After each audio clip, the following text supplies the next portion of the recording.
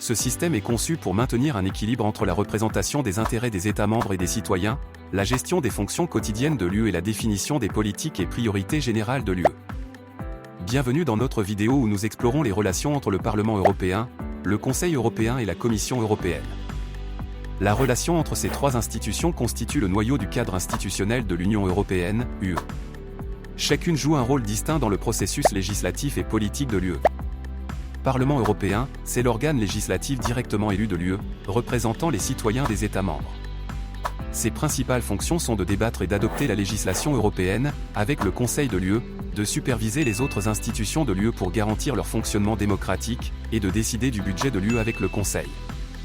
Conseil européen, le Conseil européen est composé des chefs d'État ou de gouvernement de tous les États membres de l'UE, du président du Conseil européen et du président de la Commission européenne. Cet organe définit les objectifs et priorités politiques de l'UE. Il ne légifère pas, mais donne l'impulsion pour le développement des politiques et traite des questions complexes ou sensibles qui ne peuvent être résolues à un niveau inférieur de coopération intergouvernementale. Commission européenne, c'est l'organe exécutif de l'UE, responsable de proposer des lois, de mettre en œuvre les décisions, de faire respecter les traités de l'UE et de gérer les affaires courantes de l'UE. La Commission agit en tant que gardienne des traités et veille à ce que le droit de l'UE soit correctement appliqué dans tous les États membres. Comment ils travaillent ensemble? Processus législatif, la Commission européenne propose des lois, qui sont ensuite examinées par le Parlement européen et le Conseil européen.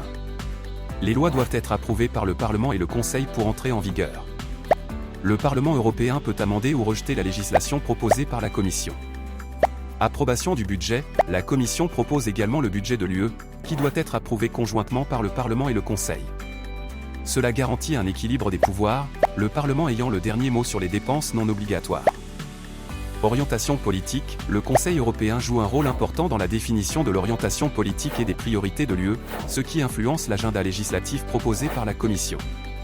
Bien que le Conseil européen ne participe pas à la législation quotidienne, ses priorités peuvent conduire à l'élaboration de politiques ou de réformes spécifiques. Contrôle et équilibre, le Parlement européen exerce une fonction de surveillance sur la Commission, y compris le pouvoir d'approuver la nomination du président de la Commission et du collège des commissaires. Il peut également adopter des motions de censure contre la Commission, la contraignant à démissionner.